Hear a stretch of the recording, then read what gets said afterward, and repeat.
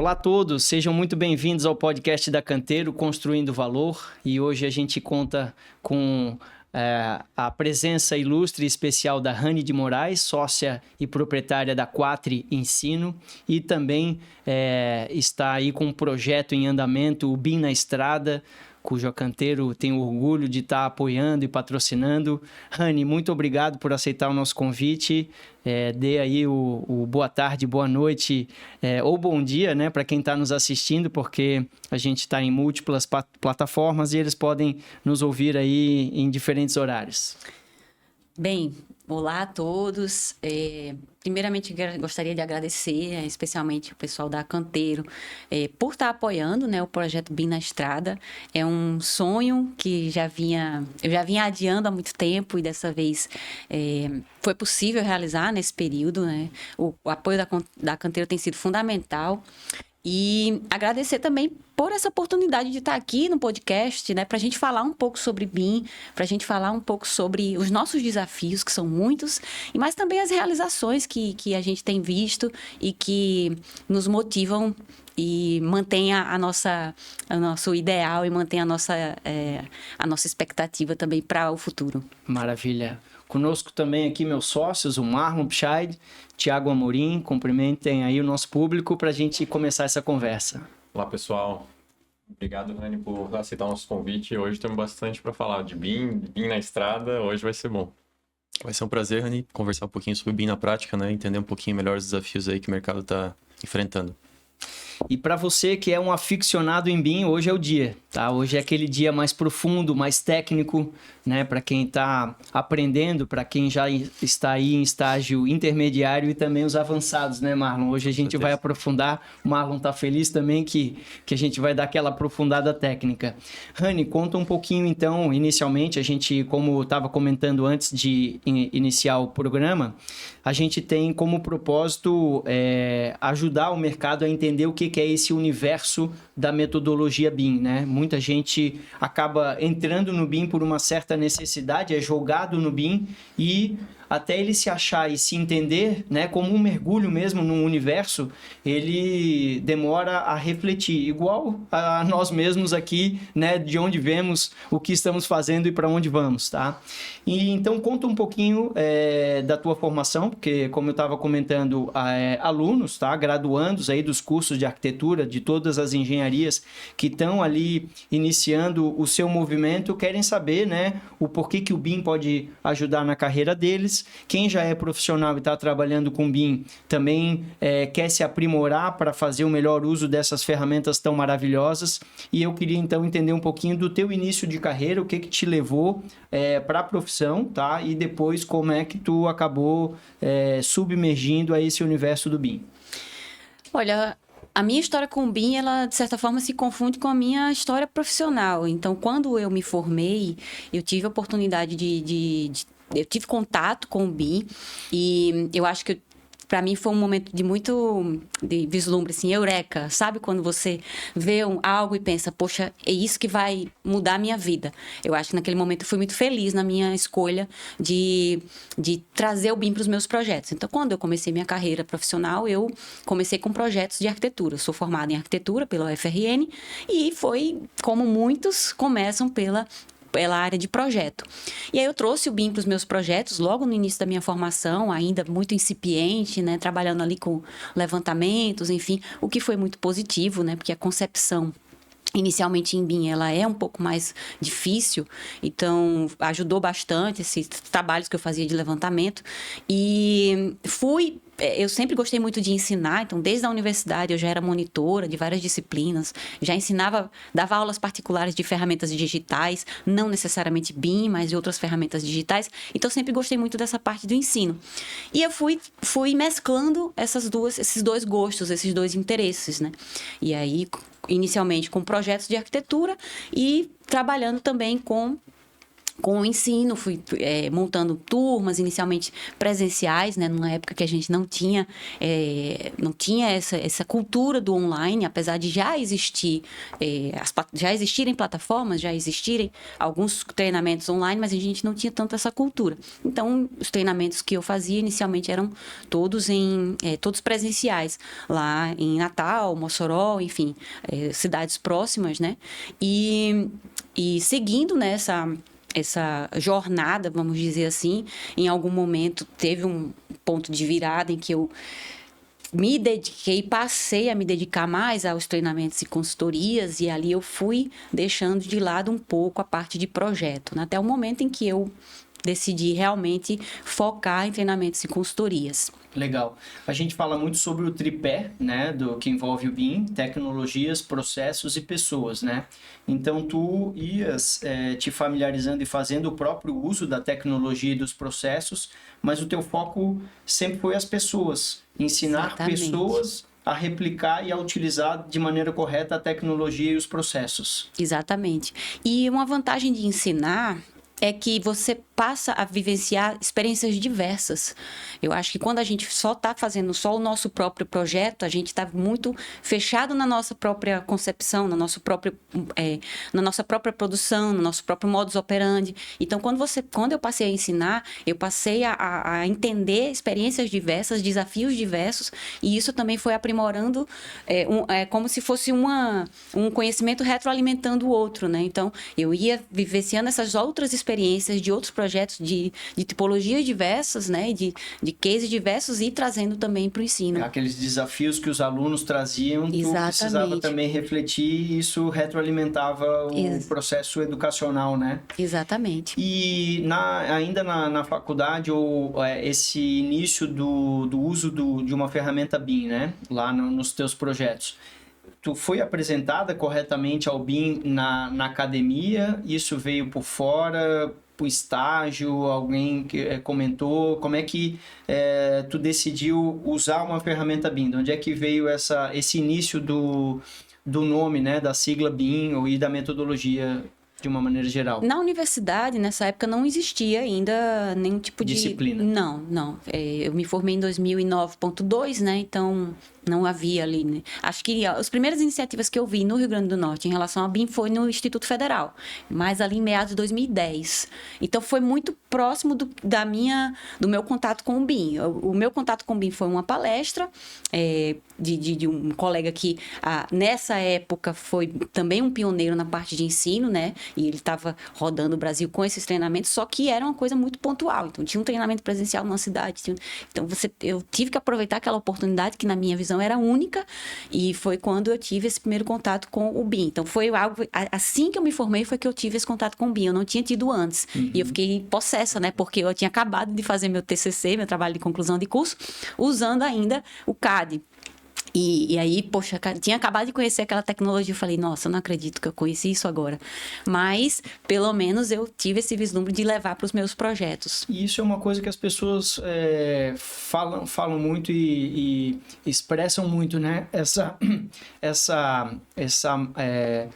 Esse entusiasmo, né, com a metodologia. O que para ti é tão diferente? Por que o BIM é tão mais maravilhoso do que projetar em 2D, por exemplo, na tua opinião?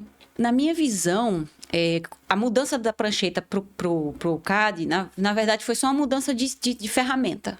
O processo não mudava ali. Então, você tinha uma ferramenta de desenho. Enquanto que no BIM, a gente não lida com a ferramenta de desenho, a gente lida com uma ferramenta de protótipo.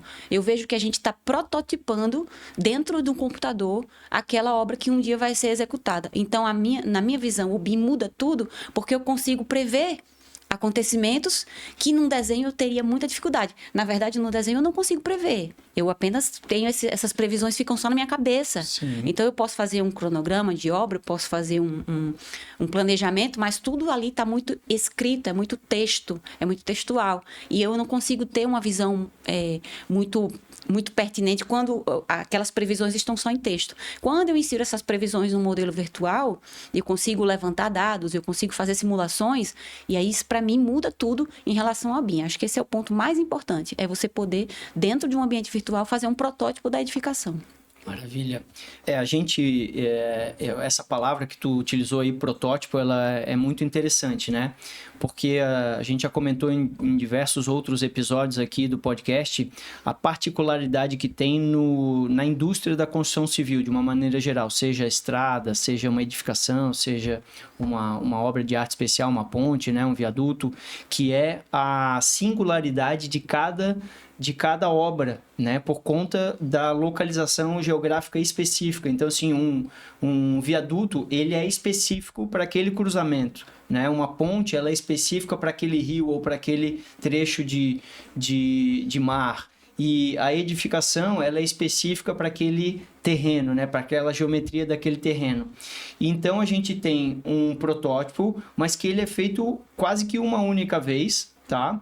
E construído também uma única vez, e a maior dificuldade que a gente convive com a nossa experiência de gestão de projetos é que em alguns momentos parece que todo mundo está fazendo aquilo pela primeira vez, por mais que já tenha feito centenas de outros projetos, tá? O raciocínio da ligação entre os elementos fica confuso, tá? E eu agradeço um pouco que existe essa confusão, porque ela força a ter um agente integrador, como é o trabalho da Canteiro, tá? Uma das coisas que mais me entusiasma no trabalho que nós executamos é essa visão de precisar integrar, porque se a gente deixar as disciplinas sozinhas para se entenderem, é difícil de acontecer, né? Se a gente tiver aqui mais 8, mais 16 pessoas na mesa e dizer assim, cheguem a um consenso, mas chegar a um consenso em relação ao quê?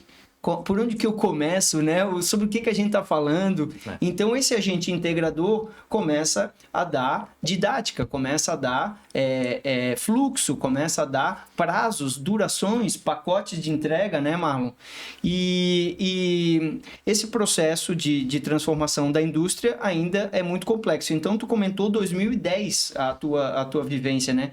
Em 16 anos, o que tu entendes que foi mudado completamente, tá? O que mudou? As pessoas não sabiam, hoje já tá legal. E o que ainda não mudou, que precisa mudar urgentemente? Em 16 anos, no mínimo, de convivência e atuação com a metodologia. Nossa, é uma pergunta complicada, porque tem muita coisa que mudou e muita que ainda precisa mudar. Mas eu diria que o que mudou, eu acho que a visão de BIM não é software. Eu acho que esse é um ponto que, ainda que fique muito no discurso, e a gente vê, muitas pessoas falam BIM não é software, mas ainda estão focadas em software, mas pelo menos existe essa consciência, né? De que é necessário a gente estimular o uso adequado de processos, né? Modelar processos, que é uma temática nova que a gente vem vendo, né? Inclusive nas licitações, nos contratos em BIM. Acho que isso é um ponto que mudou e para mim é fundamental. E o que ainda precisa mudar é justamente colocar isso em prática. Essa consciência já existe, agora a gente precisa começar a colocar em prática. E quando a gente fala BIM não é software, a gente tem muita dificuldade com processos, porque as empresas em geral, elas não têm processos antes do BIM. É como se agora, com o BIM, a gente percebesse que não havia processos, né? E isso, de certa forma, o BIM ajuda, mas ao mesmo tempo é um grande desafio, porque você está tendo que implementar ferramentas e ao mesmo tempo novos processos. E é difícil fazer isso. Sim, uma ferramenta mais complexa, né? Ela exige processos, né? Ela requer que a gente melhore os processos internos. É como uma obra industrializada, né? Se a gente for partir para uma obra industrializada da mesma maneira que a gente faz a nossa obra aqui moldada em loco, né? Onde a gente pode fazer a gambiarra que quiser, a gente vai começar a apanhar e apanhar feio. E é o que muita gente tem feito, né? Marlon, tu também, né, teve um início de carreira aí na parte de treinamento de pessoas, tá? E agora também já está partindo aí para mais de 15 anos convivendo com isso. Qual que continua sendo, assim, desses 3 pilares que a gente está falando, né? Tecnologia, processos e pessoas. Qual desses 3 pilares evoluiu mais, qual está mais desequilibrado, né, em relação ao que no início lá tu experimentava, porque lá no início era tudo mais ou menos no mesmo nível inicial, né? Eu vejo que, acho que eu e a Rani, a gente começou provavelmente olhando para a tecnologia. Eu acho que muitas pessoas começaram lá no início olhando para a tecnologia porque era o que chamava atenção, né? Um software que vai automatizar o trabalho, que vai facilitar a minha produtividade, que vai permitir que eu foque mais em projeto e menos em desenhar, em coisas operacionais. E ao mesmo tempo, isso foi sendo utilizado para cada vez mais focar na teoria. Quer dizer, eu entendo que funciona assim o software e agora eu começo a conectar com questões teóricas do BIM que fazem todo sentido porque eu já tenho essa vivência prática. E eu entendo que assim, o mercado amadureceu muito na tecnologia, muito em software e em ferramenta, porque foi o que chamou mais atenção no início da implementação, né? No início desse boom do BIM, né? De as pessoas estarem olhando para isso como algo necessário. E eu acho que hoje a dificuldade não é modelar, a dificuldade não é operar uma ferramenta, a dificuldade está em entender que existem as pessoas como um agente fundamental para que as coisas funcionem, mas além disso, que a gente acaba esquecendo, né, o quarto pilar, as políticas. Que eu acho que tu pega muito nisso quando tu implementa, né? Quer dizer, cara, um órgão público, ele tem que saber fazer um BIM mandate, ele tem que fazer um BEP bem feito, ele tem que estruturar um cronograma, porque são ferramentas que vão permitir que as pessoas entendam quais são as regras para aquele projeto. Né? E às vezes as pessoas entendem que não, tá tudo na camaradagem, ele já é meu parceiro, ele sempre faz comigo, mas o processo está mudando, a tecnologia está mudando. Então, mesmo que ele esteja disposto a trabalhar do teu jeito, possivelmente ele não vai conseguir. Porque ele não vai ter tempo o suficiente para se dedicar naquele projeto, os projetos vão atrasar, a qualidade vai ser inferior a que se esperava, porque não foi validada a competência para que a pessoa trabalhe naquele modelo, né? Naquela forma que o projeto pede. Então, todo projeto vai ser único, não só por conta da questão geográfica, mas por conta das premissas, das prioridades, das metas daquele projeto. É uma outra tipologia, tem um outro horizonte de desenvolvimento, né? Então, é uma outra equipe, um outro modelo de negócio. E tudo isso é um trabalho que a gente foca muito na fase de estratégia BIM, porque a gente sabe que isso é determinante. Mas, ao mesmo tempo, a gente vê que, por mais que a estratégia BIM esteja muito bem feita, a implementação dela acaba sendo um ponto cego ainda. Quer dizer, temos todo o documental, vamos colocar isso no contrato.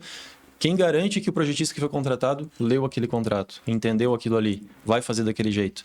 Então, eu sinto assim, ferramental evoluiu muito, né? As pessoas sabem mexer na ferramenta. Até porque a gente também teve um impulsionamento feito por empresas globais, vamos dizer assim. Também, então, tecnologia, muitas até das que a gente utiliza são ferramentas globais, né? As ferramentas nacionais tiveram também as ferramentas globais para se espelhar e para ir atrás. Os processos e as pessoas que eu acho que influencia muito a praça, né? A gente fala muito aqui também sobre a cultura e o nível de educação brasileira de uma maneira geral, né? Ser metódico, ser disciplinado, ser organizado, isso é uma cultura que a gente vê no Brasil de uma maneira geral ainda engatinhando, né? Quando comparado com o Japão, que faz uma obra emergencial em 24 horas, né? Outras nações aí milenares que são um pouco mais bem organizadas, né? Então, isso ainda conta muito, essa questão da base, né, cultural do estado, da cidade, às vezes, né? Em Santa Catarina a gente também tem diferenças, e se a gente compara estado, né, Santa Catarina com São Paulo, com Rio de Janeiro, né, e lá em cima com Rio Grande do Norte, Ceará, né, tem também particularidades culturais, né? Que começa com o papel do contratante, né? Às vezes o contratante já começa trazendo um horizonte de projeto de 3 meses. Como que a gente vai fazer um bom trabalho em 3 meses, né? Então, essa questão cultural, ela já acaba afetando até o sucesso do negócio antes de ele começar. Porque um processo em BIM, ele precisa de tempo. Não é porque vai ser mais rápido, ele vai ser de maior qualidade, mas ele precisa de tempo para funcionar bem. Uhum. E eu acho que, assim, cada vez mais as ferramentas, a instrução, né? A forma de aprender tem sido facilitada, né? Hoje tem vídeo de YouTube para tudo quanto é conteúdo, teoria de BIM, prática de ferramenta. Na minha época, na tua época, a gente tinha que imprimir apostilas internacionais, aprender inglês, porque não tinha nada, né? Eram livros gigantes, assim. E é isso que nos permitia ter um diferencial para poder ensinar, né? E ensinando, a gente, logicamente, aprendia muito, porque o contexto de cada um era diferente, as perguntas eram muito distintas, né?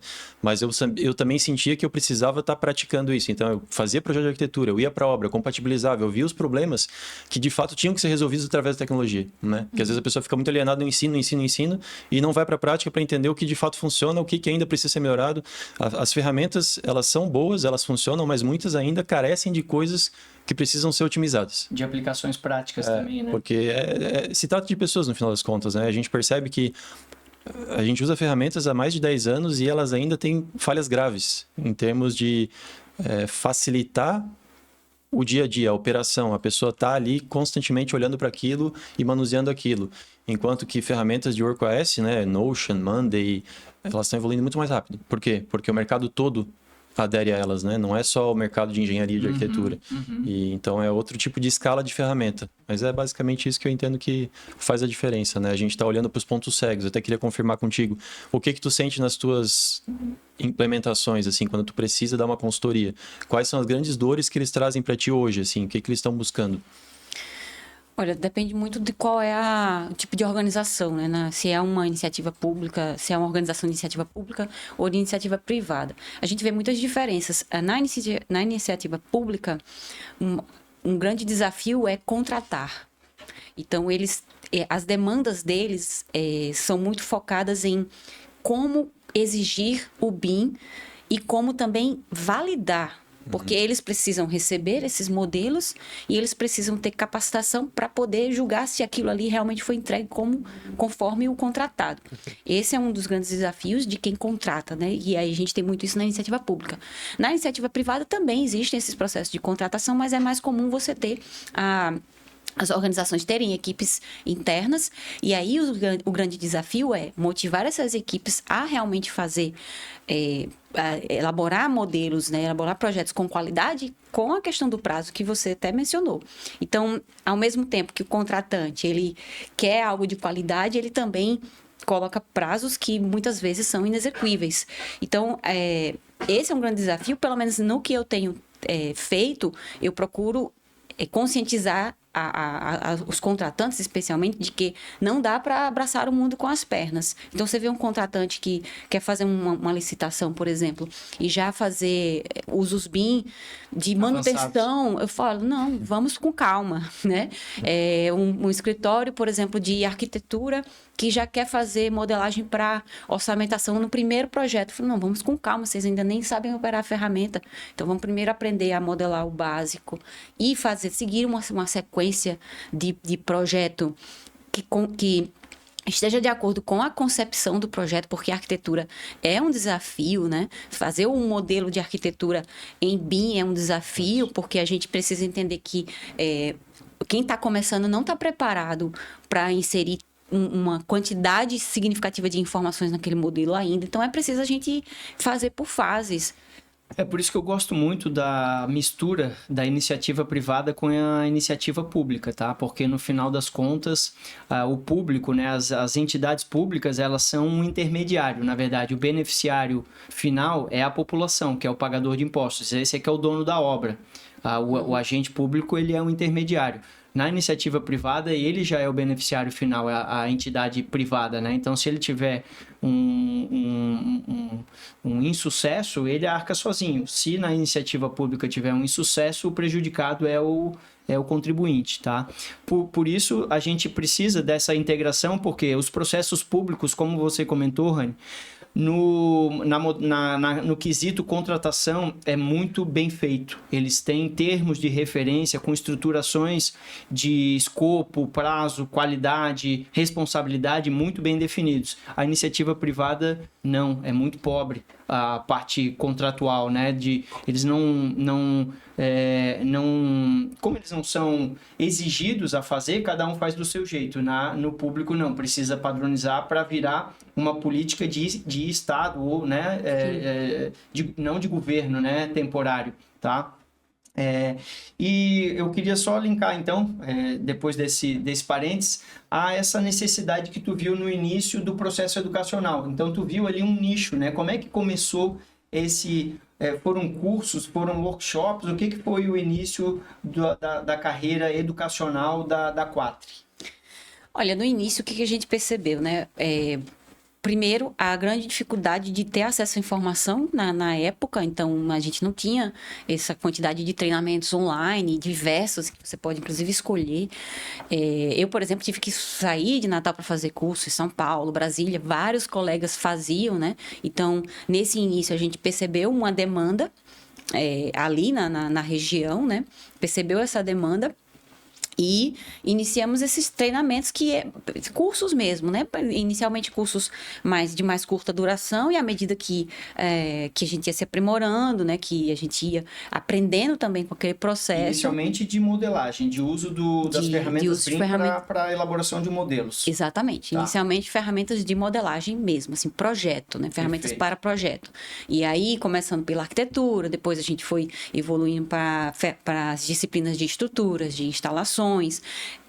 Começamos também com as ferramentas de coordenação, de detecção de interferências, né? E depois a gente também passou os treinamentos de ferramentas de gerenciamento, né? De ambiente comum de dados. Então, hoje, a A4, ela tem um arcabouço de ensino que perpassa várias fases do projeto e várias fases do BIM, né? E várias necessidades do BIM. Modelagem, detecção de interferências, compatibilização, coordenação, gerenciamento, gestão de informação e também trazendo os conceitos de gestão de projetos para dentro do ensino, porque isso era uma necessidade que a gente via no mercado. A gente foi percebendo que o mercado, apesar da gente trabalhar com projeto, arquitetura e engenharia, nós somos projetistas, nós não aprendemos gerenciamento de projetos na universidade, né? Então, você vai dar aula de gestão de projetos e eu me deparo constantemente com profissionais da nossa área que não sabem, por exemplo, o que é PMBOK. Né? O que é um processamento de informação, ITTO, que são coisas que hoje eu ensino na formação de BIM da gente. Então, a gente está ensinando gestão de projetos também e traduzindo isso. É uma valência que a gente fala muito aí para quem está na graduação, né? Porque hoje o arquiteto, antigamente, era aquela pessoa que tu já vinha que tinha um traço bonito, uma letra bonita, ele sabia desenhar, né? Fazer o croquis, tinha uma vocação para ser arquiteto, né? Hoje, um cara que tem um garrancho de letra, uma letra feia, não consegue fazer uma linha reta, ele pode conceber uma arquitetura maravilhosa por conta das ferramentas computacionais, tá? Inclusive de parametrização, né? A gente vê muito o uso de ferramentas como o Dynamo, o Grasshopper, em que tu consegue criar parâmetros, e esses parâmetros, eles cocriam, né, uma geometria que não é concebida somente pelo humano, né? É uma collab entre o ser humano com a máquina, né? Então, isso tem evoluído muito e a gente nota também essas múltiplas possibilidades de atuação. O Project Manager, né? Que além de ser um arquiteto, ele tem noção de gerenciamento de projetos de uma maneira mais macro, né? Tanto técnica quanto gerencial da arquitetura e das engenharias. O BIM Manager, que é uma pessoa focada em relação à estrutura do método e do modelo BIM, né? E a gente começa a ter novas profissões que até pouco tempo não existia, né? Exatamente. O que mais, Rani, que daí teve de necessidade? Quais foram os cursos aí que vocês desenvolveram? Que tipo de valências vocês proporcionaram a esses alunos que a Quatri teve contato aí ao longo dos últimos anos? Então, ao longo dos anos, a gente foi desenvolvendo cursos focados na modelagem. Então, por exemplo, a gente tem hoje uma formação de modelagem expert. Ali não é para necessariamente projeto, mas é para formar modeladores, né? Formar profissionais que tenham a capacidade de entender não apenas a modelagem da arquitetura, mas das instalações, das estruturas e ter essa visão mais ampla de modelagem. Porque o que a gente via é que, às vezes, a pessoa só estava focada naquela disciplina, então ele acabava perdendo oportunidades e, ao mesmo tempo, não entender o que o outro colega sofre, sofre, né? Quando pega um modelo, por exemplo, quando você tem um modelo de instalações, você vai fazer uma modelagem de instalações e que o modelo da arquitetura não veio coordenado, não veio com as informações corretas, você tem a dificuldade de modelar as instalações. E a gente trabalha nessa formação, essa visão ampla de modelagem. Além disso, a gente também tem uma formação hoje que é formação especialista BIM, é essa em que a gente traz uma nova metodologia, a gente divide a formação em 3 áreas de conhecimento, que é a gestão de projetos em BIM, a modelagem estratégica e a validação de modelos. É justamente criar esse profissional, formar esse profissional que consiga entender o processo BIM do início ao fim. Quando eu digo de início ao fim, não necessariamente que ele vai abordar todos os usos BIM, mas ele consegue entender o modus operandi. Então, ele parte da gestão, ele estrutura um ambiente comum de dados, ele entende as normativas, ele entende especialmente o que eu chamo a mãe das normas, que é a ISO 19650. Então, ele entende o processo de contratação a partir dela, ele entende para os fluxos de revisão a partir dessa norma, ele passa a estruturar o ambiente comum de dados, que é a plataforma em que a gente colabora e faz as entregas, que para mim, hoje é um ponto-chave de qualquer implementação de BIM. Depois ele parte para a modelagem estratégica. E por que eu chamo de modelagem estratégica? Porque a gente forma aquele profissional justamente como o expert em modelagem, que entende exatamente como começar um projeto na arquitetura e quais são as decisões ali no modelo da arquitetura que vão impactar as estruturas e as instalações, que eu acho que esse é um ponto que a gente ainda tem muita dificuldade. Está tudo muito pulverizado, né, descentralizado, o profissional de modelagem de projeto não entende o que aquele arquivo dele, o que aquele modelo 3D dele impacta no colega que vem adiante. E aí a gente vai para a área de validação de modelos, em que a gente vê a modelagem para extração de quantidades e orçamento, modelagem focada também em detecção de interferências e compatibilização e coordenação, e também planejamento construtivo. Então, a gente abrange aí até o uso de planejamento construtivo, mas, naturalmente, na formação, a gente fala sobre outros usos, como gestão de ativos, né, como a documentação também, que perpassa, né, todo esse processo. E aí, esse profissional, ele passa a entender justamente o BIM de uma forma mais ampla. E sempre trazendo o conceito de gestão, o conceito de modelo vivo, um modelo que é pensado para o próximo agente, né, para o próximo profissional envolvido. Então, quando a gente está pensando em modelagem, já estou falando para eles como que a modelagem vai impactar lá no orçamento, como a modelagem vai impactar no planejamento construtivo, quais são os cuidados que a gente tem que ter para a compatibilização. Por quê? Porque eles entendem as ferramentas como um todo e não apenas de forma isolada. Deixa eu só falar com o meu amigo, com a minha amiga ali que está escutando. Eu avisei para vocês, não avisei? Que hoje ia ser conversa de especialista.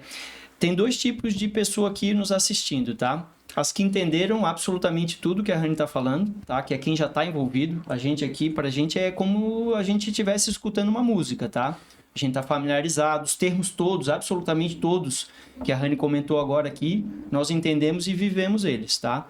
Outro tipo de profissional é que está entendendo tudo como se estivesse falando em chinês. Não estou entendendo nada. Que idioma é esse? Né? Uma série de siglas, de nomes, etc. e tal. Se familiariza, estuda, é como se quem estuda inglês se desbrava o mundo, né? O idioma que tu se comunica com o planeta Terra inteirinho, tá? Então, essa nomenclatura, tudo isso que a Rani falou, é o idioma que a gente precisa aprender para trabalhar em BIM, tá? E ele é maravilhoso, ele abre portas, ele te leva a caminhos novos, ele te dá resultados novos, tá? Ele deixa o produto que você está desenvolvendo para o cliente final melhor, mais econômico, o engenheiro da obra fica feliz, ele não te incomoda no final do dia não entendendo as coisas. É perfeito? Claro que não. Vai ter ainda, né, Thiago? Algumas questões a evoluir, é o que a gente está falando. Thiago, conta um pouquinho, inclusive, de como que até, né, na tua entrada nesse universo junto conosco, e a parte tecnológica e de estruturação de processo, né? O Thiago, que é um engenheiro civil e de produção, né? Então, ele já teve de formação essa questão que a Rani comentou de project management, né? De gerenciamento de projetos, e transformou a metodologia da Canteiro, que o Marlon desenvolveu tecnicamente muito bem também, já com muitos processos, mas o Thiago aprimorou com novas ferramentas e estruturou isso, né? Conta um pouquinho pra gente a diferença que isso faz, Thiago. Escutando vocês comentarem assim, principalmente a Rani, o Márcio, o Marlon ali, falando sobre essa questão de gestão de projetos, de prototipar, né? O BIM serve muito para prototipar. E na faculdade a gente aprende que o protótipo é o que você utiliza para ver se aquele produto é viável ou não, quais são as falhas dele, como você pode ir melhorando, né? Mas eu vejo assim, e eu percebi ainda mais quando eu entrei na Canteiro, que tem tipos e tipos de protótipo, né? Tem protótipos que a pessoa faz só para ver se vai funcionar. Então eu vou começar o BIM, você mexer no Revit, vamos começar a modelar, e tem um modelo ali, é um protótipo, mas é um protótipo que não vai servir para muita coisa, não vai conseguir avançar porque ele não tem as informações, ele não foi pensado, ele não teve estruturado de uma forma que tem uma gestão por trás que realmente consiga atingir os objetivos. Então, acho que o que a gente aprende muito em produção e o meu background ali na faculdade, em outros cursos que eu realizei, essa parte de gestão de projeto, a gente precisa realmente entender muito os objetivos que a gente quer chegar. Então, onde que a gente quer chegar com essa implementação? Vamos fasear elas, como você estava comentando, né? Não adianta a gente vamos fazer gestão de ativos, o último nível do BIM, sendo que a gente não está conseguindo fazer o primeiro, que é a modelagem. Então, acho que esse alinhamento inicial, que a gente faz muito na estratégia BIM, né, Marlon? Fazer essa estratégia BIM de uma maneira adequada, alinhando os objetivos com o cliente e entendendo bem quais que são os pontos, onde é que estão as falhas já. Então, a gente já sabe que tem aqueles projetistas ou dentro da incorporadora algumas deficiências, então a gente já sabe que ali a gente vai precisar ter uma atenção maior, a gente precisa contratar de uma maneira bem feita, mas além de ter só no contrato, como o Marlon falou, a gente precisa fazer essa implementação, quase que catequização dos projetistas e da equipe, porque todo mundo tem que entender o objetivo que a gente quer atingir, né? Se a gente não tiver esse convencimento, cada um vai modelar, a arquitetura vai fazer de um jeito, porque quer documentar, em teoria quer ter mais produtividade, os outros projetistas vão fazer mais rápido ali só para ter o modelo 3D, porque foi requisitado, senão também não fazia um projeto 2D mais simplificado para já ir para a obra. Então, esse alinhamento inicial é chave para ter uma gestão de projetos, digamos assim, excelente. Essa questão de catequização das equipes, então, também precisa ser feita, senão a gente não consegue avançar. E eu acho que o mais legal, assim, que a gente vem falando é realmente cada projeto é uma maneira diferente de trabalhar, com equipes diferentes, metodologias. Por mais que a gente tenha a nossa, a gente tem que sempre estar adaptando, porque uma incorporadora quer resolver o projeto em 4 meses, a outra tem 1 ano para fazer. Então, tem limites, né, do que a gente pode fazer com a metodologia BIM, mas se a gente tiver esse alinhamento, com certeza a gente consegue chegar onde pretendemos, né? E até escutando você falar um pouco e entrando um pouco mais no projeto do BIM na estrada, eu queria entender qual que é a diferença assim, de região para região, o que você sente que o BIM, aqui na região sul está de uma maneira, na região centro-oeste está de outra, porque a gente pega projetos ao redor do Brasil todo e a gente percebe como é diferente assim, esse nível de maturidade BIM, até o método que é feito essa gestão de projetos de construção civil, né? Aqui, às vezes, na nosso litoral, por mais que tenha uma maturidade BIM muito boa, o mercado está muito aquecido, então, pessoal, 3 meses, temos que resolver, temos que incorporar, temos que lançar o projeto. Às vezes, na região Nordeste, que a gente já pegou outros projetos, tinha um pouco mais de tempo, mas, ao mesmo tempo, o pessoal não tinha tanto conhecimento de BIM, então a gente tinha toda uma parte de catequização, até um dos cases que a gente vai estar conversando com você outro dia, né? Então, é interessante ver as necessidades que o BIM faz a empresa precisar correr atrás também, né?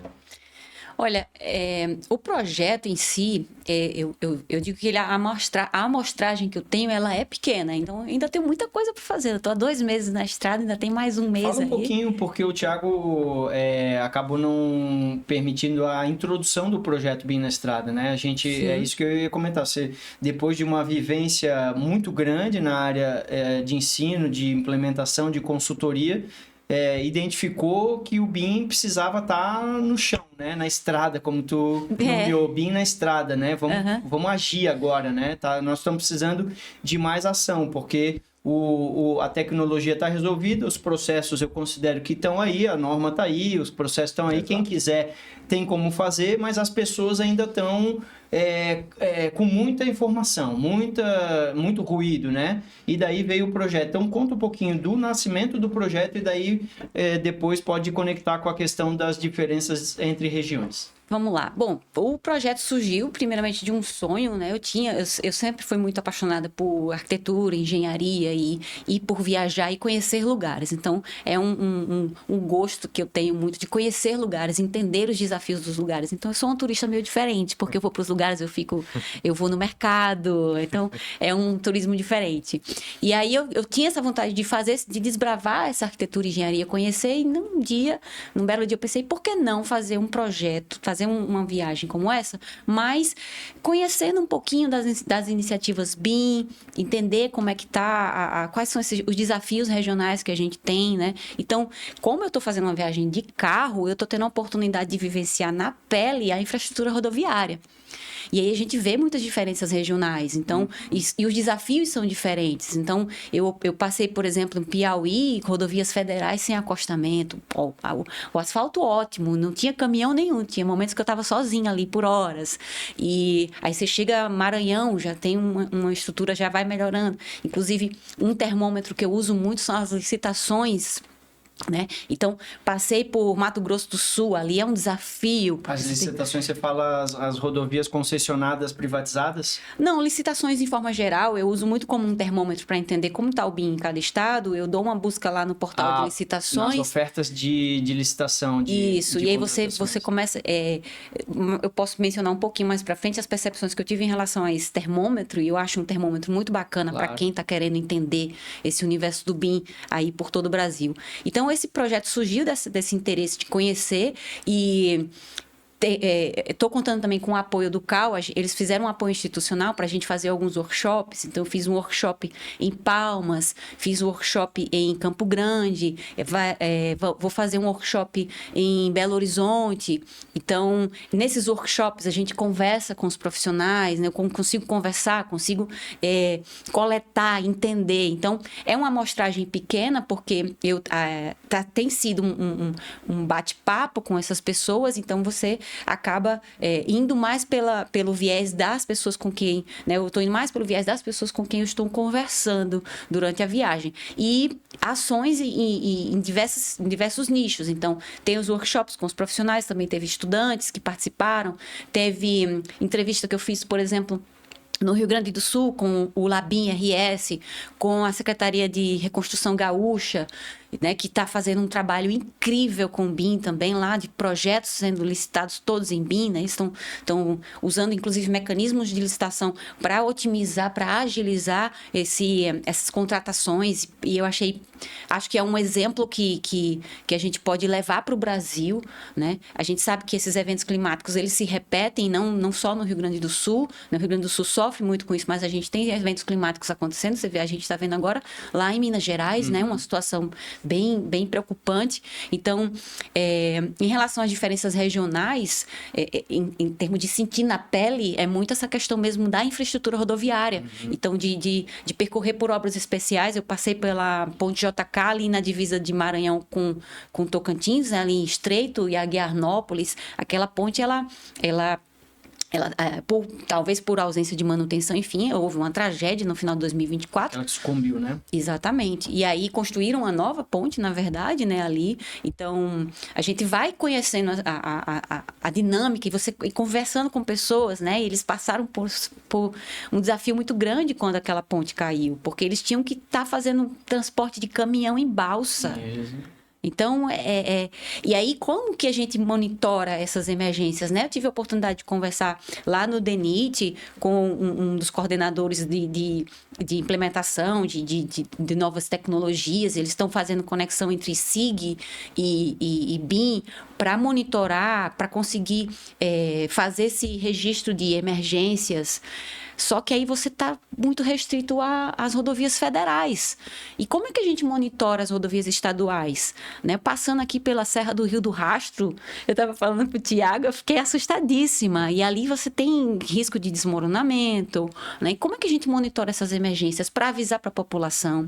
Né? Então, como é que a gente conecta essas tecnologias? Fica aí até um convite, eu não sei se ela está em BIM, mas ela poderia hoje ter um gêmeo digital completo da serra, da estrada da serra, mapeando todos os pontos de risco, colocando sensores, inclusive, para deixar isso tudo de maneira interligada e inteligente, tá? Fica aí o convite ao governo do estado, se quiser proceder com essa melhoria, a gente está à disposição. E se tornou uma via turística, né, pelo próprio desafio que é, mas é uma via de transporte de pessoas, de transporte de produtos, né? Ali você não pode andar com carreta, por exemplo, mas você tem caminhões ali. Tem ônibus. Ônibus passando por ali. Então, a gente precisa monitorar melhor. Então, o DENIT, por exemplo, tem um trabalho, mas é só com rodovias federais.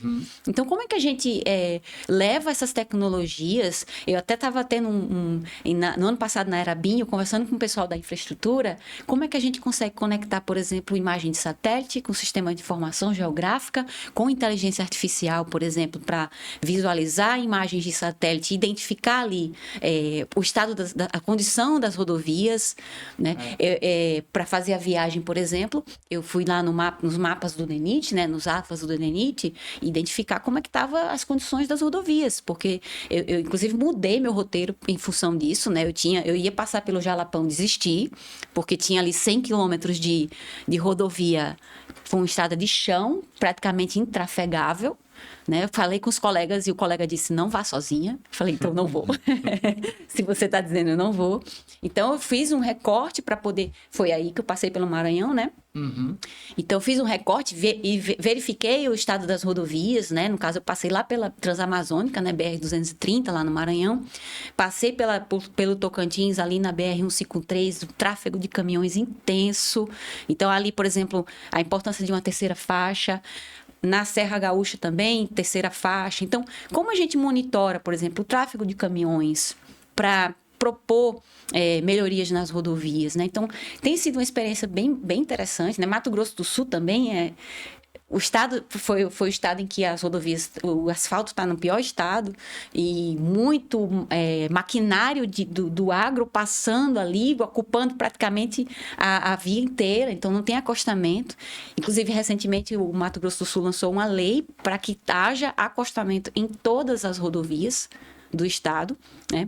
O tipo de lei até absurda, né? Que precisa exigir, né? Pois mas aí quando eu lá dirigindo, eu senti a necessidade de que houvesse ali um acostamento, porque aquele maquinário ali passando e você vê que a gente tem os eventos climáticos, né? Você tem o clima, chuvas, intempéries, o tráfego de caminhões que vai danificando o asfalto. Então, como é que a gente monitora? É uma malha viária muito grande, é mais de 1 milhão de quilômetros a gente lineares. Tá em um ano importante, né? E eu acho, nós temos tentado falar um pouco da questão, né?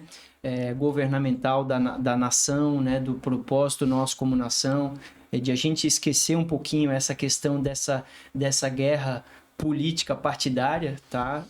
Né? Todo mundo que está nos assistindo vai ser bombardeado por isso, a gente não precisa disso, a gente está com a inteligência artificial dominando todas as áreas do conhecimento e, por outro lado, a gente está falando de educação básica, de disciplina, de organização, né? Então, a gente precisa, na minha opinião, você está com um hall de informações detalhadas sobre o Brasil, você vai ter, né, durante essa viagem toda, a gente vê que você coloca né, essas informações todas, dá para ir mapeando necessidades, etc., E a gente precisa entender um propósito como nação, né? Eu sinto muita falta do Brasil voltar a ter um projeto de nação, sabe? Assim como a gente, como indivíduo, começa dessa maneira. Cada indivíduo tentar entender qual que é a sua missão, o seu propósito, batalhar para melhorar todos os dias. A gente vê gente perdida aí a tudo que é canto,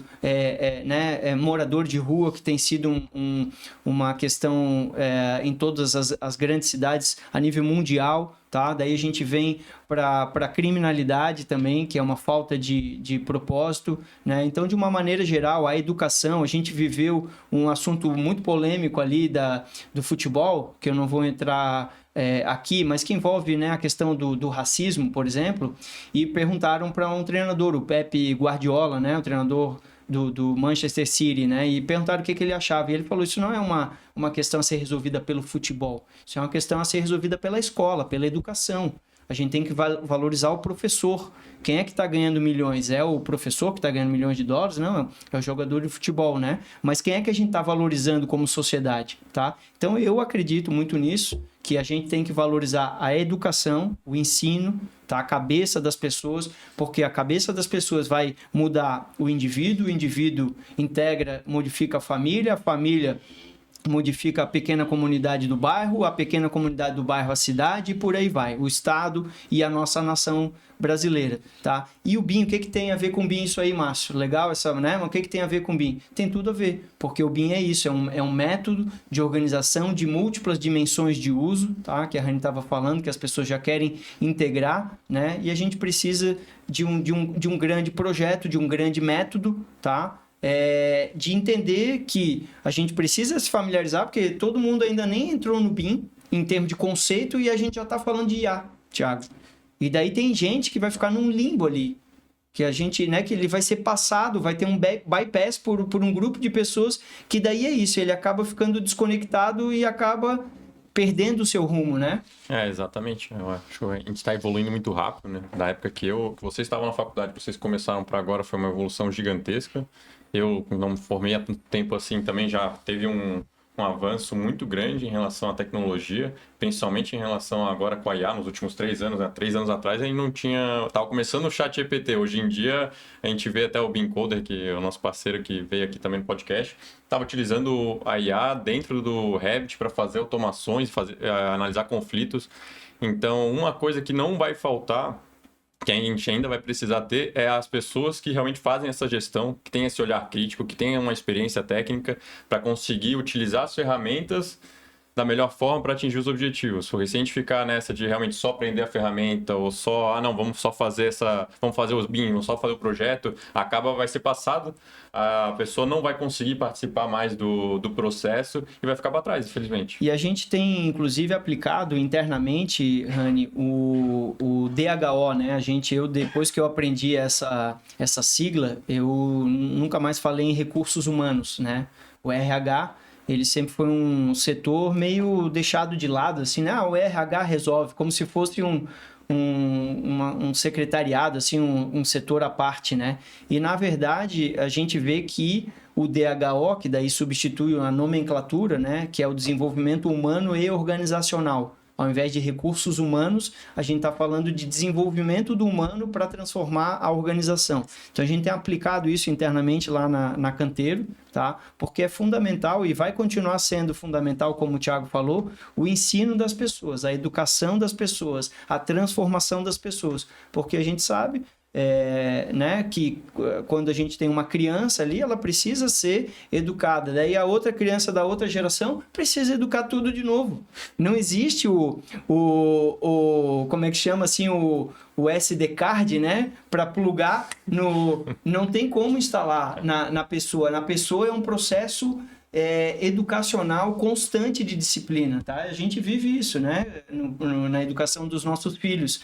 É incrível. E na educação nossa e na educação da nossa organização. É um processo mais difícil de todos, a gestão de pessoas. Exato. Não é gestão de prazo, não é gestão de custo, não é gestão de informação, é a gestão de como as pessoas conectam essas valências. E entrando nessa parte de educação, voltando, né?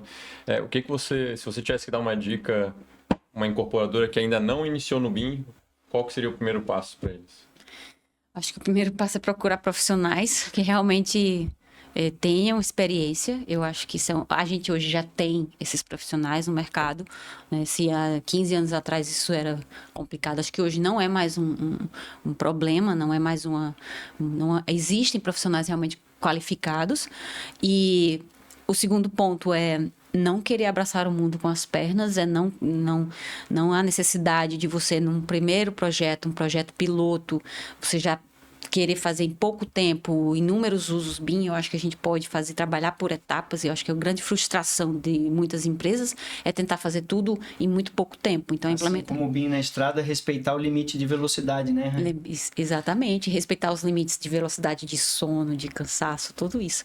Então, saber criar um processo de implementação por etapas E também fazer um acompanhamento, que é uma coisa que eu não vejo, é que as empresas se frustram, mas elas também não querem investir no acompanhamento. Então, elas querem fazer um processo de implementação ali de 6 meses, de 1 ano, e após aquilo ali, elas não têm um acompanhamento do profissional. O que acaba acontecendo? Tudo que elas aprenderam vai ficando em desuso, não existe um profissional engajando, não existe uma motivação constante. Então, é importante ter esse profissional ali mantendo, ainda que diminua a frequência, né, desse contrato, mas ter um profissional engajando e mantendo os processos sendo realizados, né, e até melhorando, porque eu digo hoje que a gente não implementa, a gente está implementando. Exato. Então, é um processo de melhorias contínuas, a implementação ela é algo constante. E ela vai ser exponencial ainda, porque a transformação da tecnologia ela é exponencial, pessoal. A gente não tinha, 20 anos atrás, não tinha essa ferramenta aqui. Hoje a vida do camarada está dentro de um celular, de um computador, e a gente, né, há pouco tempo atrás não fazia uso disso. E mais com essas novas tecnologias, né, com a inteligência artificial agora entrando no processo também, e como a gente prepara os modelos para isso, porque eu acho que é um grande desafio, é isso também.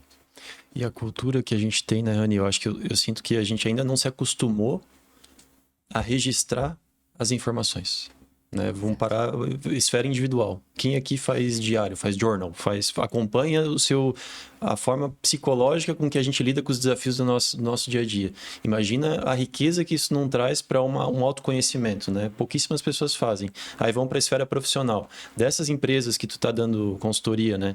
Quais já conseguiram instaurar uma política de registro das melhorias e dos desafios, né? Fazer o debriefing que a gente fala de cada projeto para que isso sirva para a IA poder trazer insights. Porque a IA é excelente nisso, né, em processar a informação.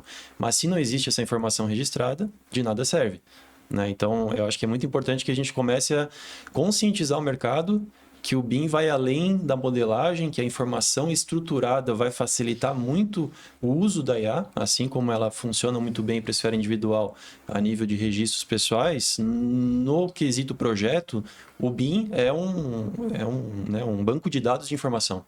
Se ele está bem estruturado e eu tenho todos os meus projetos armazenados corretamente, eu consigo consultar e integrar isso com IA, cara, olha só a quantidade de informação que eu não vou ter, olha a riqueza, né, de dados que vão me permitir tomar uma decisão embasada para um próximo empreendimento e ser a melhor incorporadora, né, do Brasil, por exemplo.